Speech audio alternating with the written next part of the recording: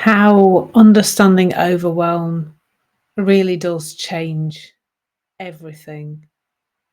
This feels like a really personal story for me because I spent more years than I care to count trying to manage overwhelm. But I probably didn't actually realize that that's what I was doing. In fact, I'm absolutely positive I didn't know that's what I was doing. I thought I was managing procrastination. I thought that there was something I could do kind of to myself or some healing of myself I could do that would have me turn up every day in my business exactly as I wanted to be. And that was, well, I had bought right into the hustle mentality. That was to turn up every day, be on it all day, to never be off, whatever that means, to never breathe really when I think about it. And I didn't realize really that the issue wasn't my inability to do things. It was my complete misunderstanding of the bodily sensations that I was having at the time.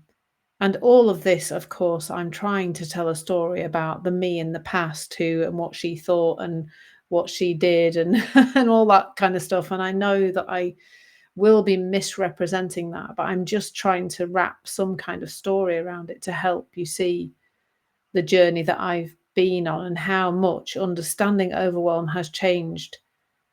Oh, it's changed everything really in how I approach, well, mostly in how I approach work. I mean, maybe for you, overwhelm is coming from some other aspect of life, but it really does impact how we approach everything once we understand it better. So my journey to get rid of procrastination had missed why I was procrastinating because because really what I tried to find out something in the past that was causing me to procrastinate. So my story was I'm procrastinating because I don't feel like I deserve success in some way. I don't feel like I'm good enough for it in some way. And that due to all the therapy and inner child nonsense, quite frankly, I did was about, well, it's because this thing happened to you when you were a child and somehow you felt pushed out by that or lesser than because of that. And that's why you're procrastinating in the now. Now that who knows whether that's true or not. I literally don't care anymore, quite frankly, because what's made the difference is the understanding of myself in the moment, not some half-baked tale about me in the past. That really didn't help. In fact, that just added more and more and more noise into my already ridiculously busy system. So I all I was doing really was resisting the overwhelm. So for me, overwhelm felt very heavy, very heavy in my chest. And it still does when it comes up because I'm not going to pretend for 1 minute that I don't experience it anymore because that will be, I'm not into that kind of nonsense of pretending that I'm some kind of perfect person because I'm not. I'm still on this journey and probably always will be. So the overwhelm comes up as a heavy feeling in my chest, and I generally notice that it starts when I think about something that I could be doing, would like to do. Actually, in the main, they are things I actually want to do in my business. They're things I'm excited about, really.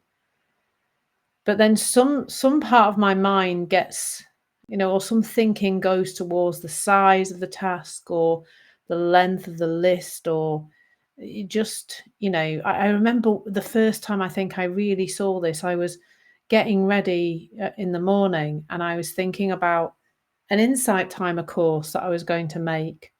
I think it was my course on confidence. And My courses prior to that had been relatively few lessons, but I think this particular course was more lessons. I think it was 10 lessons, and I'd never made a 10 lesson course before. And I remember sort of feeling this sort of tension in my chest, this heaviness in my chest, and I was like, "What on earth is going on?" And I remember just noticing there was a thought, just the one thought I noticed was, this course, it's gonna take a really long time, this course. It's gonna take ages. And that overwhelmed feeling was there because of that, and of course, if we don't understand that, if we think that horrible feeling is coming from making a course about confidence, then we're not gonna make that course. But on that was, I think, the first day I caught it in the moment and went, "Oh, look, isn't this interesting? My mind has made up a story about making a course that's got 10 lessons in it. What a load of nonsense." Like, I just saw the nonsense of it, and I went downstairs and made the course. And I've noticed it. So I notice it in 2 ways now. I notice procrastination, um, you know, I notice that I'll come down and I won't come straight in my office. I'll go do some faffing in the kitchen, or and sometimes that's just what needs to happen, really. But other times it's about me seeing what I think I'm going to avoid by not turning up at my desk and getting on with the things.